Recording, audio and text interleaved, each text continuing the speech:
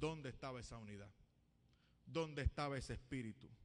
¿Dónde estaba esa gente que perseveraba en esa sola verdad?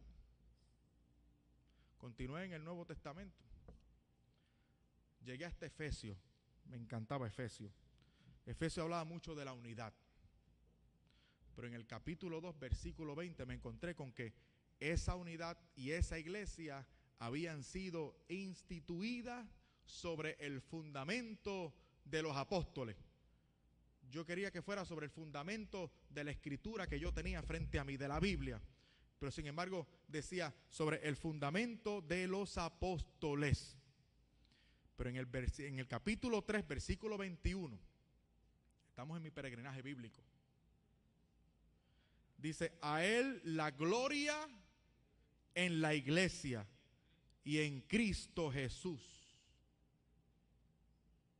Y debido a eso, entonces comienza el capítulo 4 diciendo, por eso os exhorto.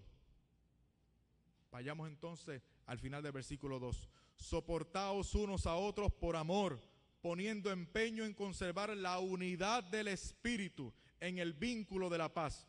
Un solo cuerpo, un solo espíritu, como una es la esperanza que habéis sido llamados.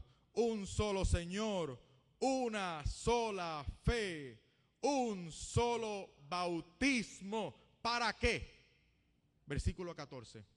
Para que no seamos ya niños llevados a la deriva y zarandeados por cualquier viento de doctrina, a la merced de la malicia humana y de la astucia que conduce engañosamente al error. La unidad era necesaria para no caer en error, para ser consecuente con la verdad y por lo tanto obedecer la voluntad del Señor de que se predique una misma cosa acerca de sí mismo. Y esto para mí era importante. Para mucha gente no parecía hacerlo, pero para mí era importante porque yo amaba a Jesús. Yo quería hacer todo lo que lo agradara a Él, porque yo lo amaba y lo amo. Ahora más que nunca porque estoy más cerca de Él. Y cuando uno está enamorado de alguien, uno quiere saberlo todo acerca de esa persona. ¿Se acuerdan? Lo queríamos saber todo porque estábamos enamorados. Así que no bastaba, y para mí era extraño porque como pentecostal, como evangélico pentecostal, pues la importancia era en sentir la presencia, en sentir, en que los cabellos se erizaran. Sin embargo, era evidente para mí que Dios quería mucho más que eso. Porque las relaciones de familia, las relaciones de pareja, las relaciones consecuentes, las relaciones que perduran, son las relaciones que se basan no meramente en el sentimiento, sino en la verdad del compromiso de esa unión. Eso era evidente para mí. Así que todo esto repercutió en el problema de autoridad. ¿Cuál es el criterio de autoridad? Yo quería saber, porque yo me sentía responsable por la salvación de mis hermanos. Yo no quería llevar a nadie al infierno. Yo quería predicar la verdad y referir a todo el mundo a la verdad. Yo quería que la gente se encontrara con Dios. Pero tenía que haber un criterio de autoridad. Tenía que haber un punto de contacto. Tenía que haber un sitio donde hubiese la fe que el Señor depositó casualmente sobre los apóstoles, porque ya parecía tan evidente de que la escritura sola no era suficiente referencia, porque dependía a su vez de otras personas que la interpretaran. Como pentecostal dije, yo tengo que ir al libro de los Hechos, porque el libro de los Hechos es donde sale mi iglesia, la iglesia pentecostal, el bautismo en el Espíritu, los milagros, etcétera. Me encontré con algo bien interesante. Después del capítulo 2, casi al final, después de aquel gran evento de Pentecostés, las lenguas repartidas, el discurso de Pedro, se recapitula la vida de la iglesia en el versículo 42. Y se recapitula de esta manera: los primeros cristianos, aquella primera comunidad de la que yo me creía heredero y fiel seguidor, permanecían todos los días en la oración, perseverando en la autoridad de los apóstoles y en el partimiento del pan, en lo que ustedes y yo conocemos como la Santa Eucaristía, todos los días. Así que esto, otra crisis más. La cena del Señor, lo que esa gente allá llaman Eucaristía, y lo que yo llamo Santa Cena, era celebrado por la primera iglesia, la que yo llamaba la iglesia pentecostal, todos los días. Había que perseverar en el partimiento del pan, en la Santa Cena, en la Eucaristía, todos los días. Y descubrí luego en la historia de que la Eucaristía era el centro del culto cristiano.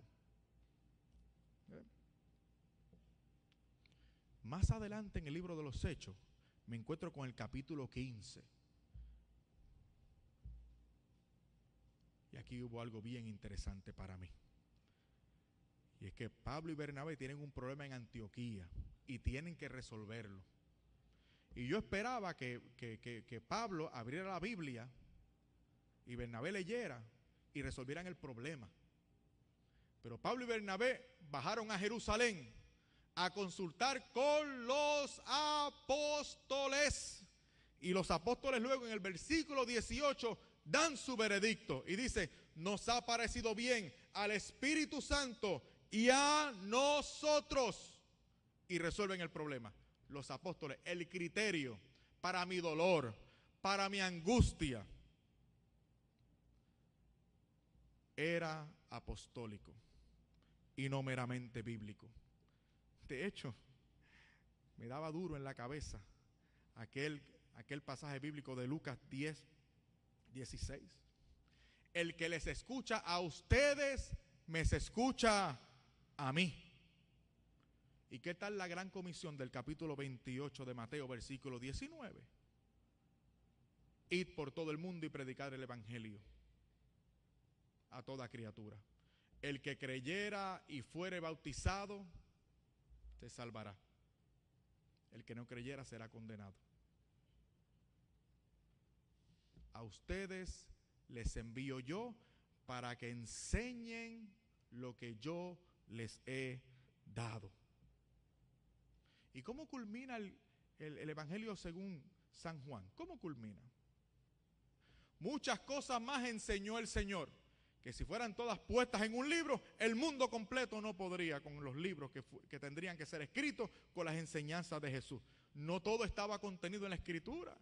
Había entonces una tradición, había una enseñanza en la que había que perseverar, una enseñanza que había que enseñar. Entonces, hermano, fíjense lo que pasó en mi mente. Yo estaba buscando el texto que me ayudara a salir de mi crisis, porque yo quería salir de esta crisis, porque ya comenzaban todos los caminos a señalarme a la iglesia católica, y a mí eso me asustaba porque yo había hecho un juramento y yo quería ser fiel a ese juramento. Por eso, y ahora lo digo sin vergüenza ninguna, pero cuando yo comenzaba a compartir esta historia no me atrevía a decirlo por temor a ser malinterpretado. Pero hoy, frente a ustedes, lo digo aunque me dé vergüenza, porque se trata de la obra del Espíritu en mi vida. Yo me hice católico en contra de mi voluntad, porque yo quería hacer otra cosa. A mí me trajo la verdad, el Espíritu y la promesa que le había hecho al Señor de perseverar en la verdad y seguir su voluntad. Yo estaba en una disyuntiva: o hacía lo que me parecía a mí, lo que me convenía a mí, o era persistente, o era consecuente con el juramento que yo había hecho, y con mi fe cristiana, y con el amor que yo sentía por Jesús. Porque la teoría mía, la teoría que yo le enseñaba a mis hermanos, la teoría anticatólica, era que ustedes se habían corrompido irremediablemente en el año 312 con el edicto de Milán. La Iglesia Católica se hizo una con el imperio, apostató de la fe, se volvió idólatra, el Papa, el Anticristo, se corrompieron totalmente. Esa era la clave. Esa era la tesis. Esa era la teoría. Eso es lo que se enseña. Eso es lo que ustedes y yo oímos.